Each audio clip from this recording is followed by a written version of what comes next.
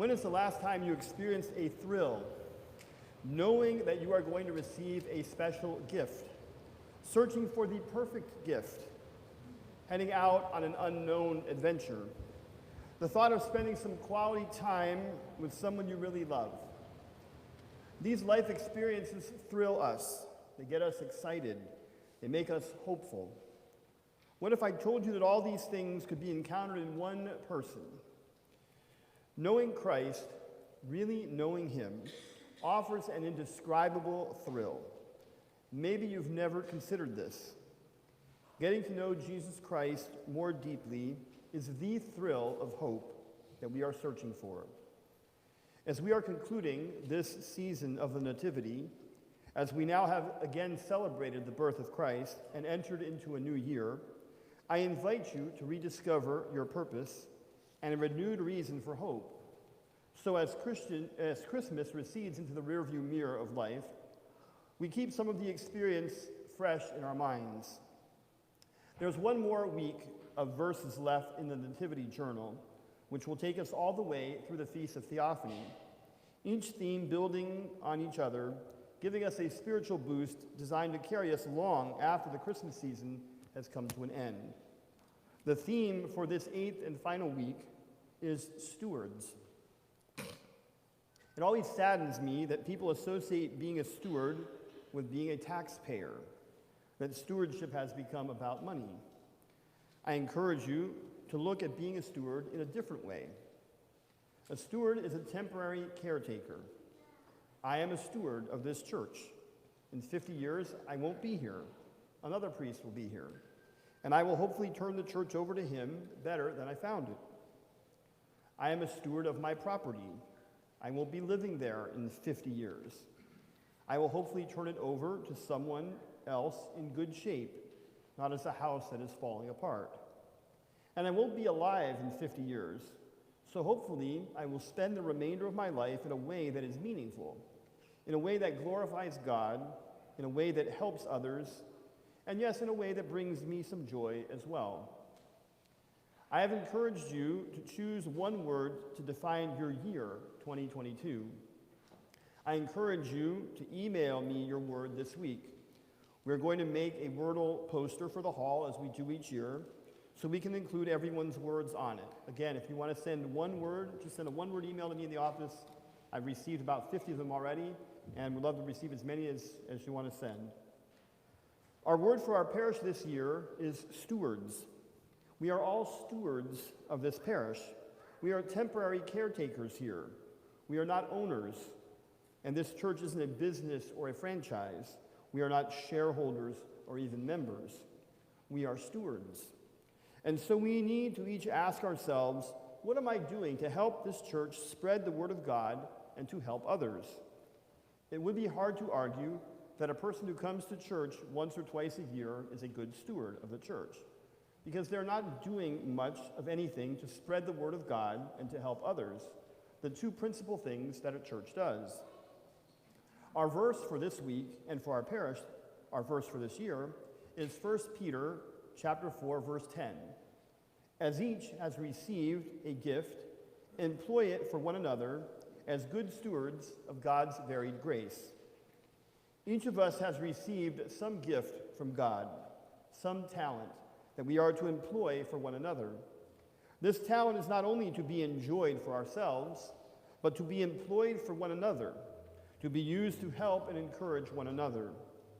When we do this, we are indeed good stewards of God's varied grace, with St. Peter again reminding us that God's grace comes to each of us in a varied way. The epistle lesson from today contains the verse I hope one day will be put on my tombstone, 2 Timothy 4, verse 7. I have fought the good fight, I have finished the race, I have kept the faith. In other words, I was a good steward of my life. Because stewardship is not about money, it's about how we spend our lives. Personally, this year, I want to focus on the word today. I don't want to look at the entirety of my life. Rather, I want to focus on today. Am I being a good steward of today? I remember talking to someone a few years ago who was old and not in good health. They did not have the vitality they once had. They were becoming a little despondent about their situation. And I remember telling them, if you want to be a good steward of your life, you are not expected to jump out of bed and go to work. For you, to be a good steward means to not give up, to still find a sense of hope and joy despite your dire situation. I recently read that a woman who is 105 years old broke the world record for the 100-yard dash for her age group, not for anybody's age group. I said that wrong. My gosh, if you see a 105-year-old running like under 10 seconds, that'd be amazing. Her time was 1 minute and 2 seconds. That's not a great time for someone who is 15 or 50, but for 105, that's great. It's a world record. This is what it is to be a good steward, to fight the good fight, to finish the race, and to keep the faith. We're not racing against anyone but ourselves. We are to be a good steward of our life, however old we are, whatever circumstance we find ourselves in. God does not set a standard for success. He's more concerned with our efforts. If you fought a good fight, finished the race, and kept the faith, it doesn't matter how much money you've made, how many friends you have, how much property you own, or who is going to remember you 100 years from now. Because as we read in St. Paul's letter to Timothy, if you've done these specific things, then there will be laid up for you crowns of righteousness, not only for each of us, but for all who have loved his appearing. In other words, the crown of righteousness will be given to all those who love God. Here is a sobering question. If you were to die today and someone was going to write your epitaph or your eulogy, what would they say? Perhaps they would say that you have had a good family, or that you are a good parent, or that you are a good spouse, or that you had a nice house or a successful career. But would they say that you love God? And would they say it first or only as an afterthought? The good steward puts God first. He or she fights the good fight and finishes the race with the first priority being that they keep the faith. How can we do that? The gospel lesson gives us one very practical answer. In discussing the ministry of St. John the Baptist, it notes several things about him. I will highlight only two. First, his message was, prepare the way of the Lord. Second, John was preaching as one crying out in the wilderness. Was everyone following John? Was everyone listening to him?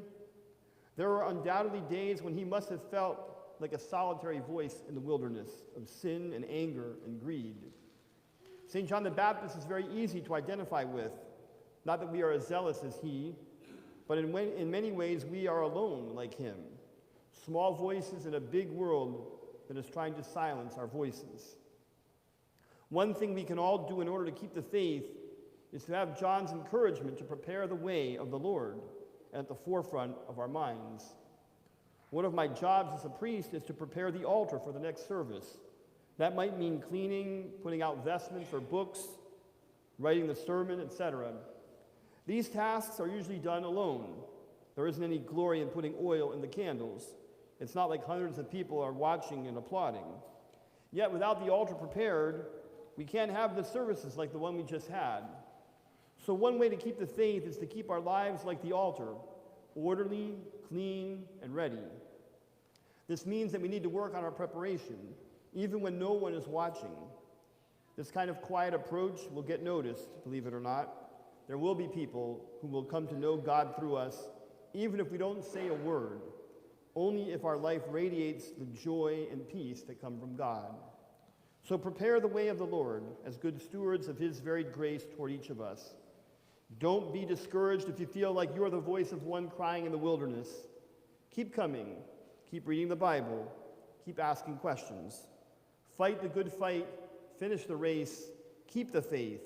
And there will be laid up for you a crown of righteousness, which the Lord, the righteous judge, will award to you on that day, as well as to all those who have loved his appearing. And this begins with a conscious decision to be a good steward of your life, a good steward of today. Again, I encourage you to be a good steward of your life or your day or those you encounter today, and let this inspire you and your family to experience a thrill of hope. God bless you. Have a wonderful, happy, healthy, and God-centered New Year 2022.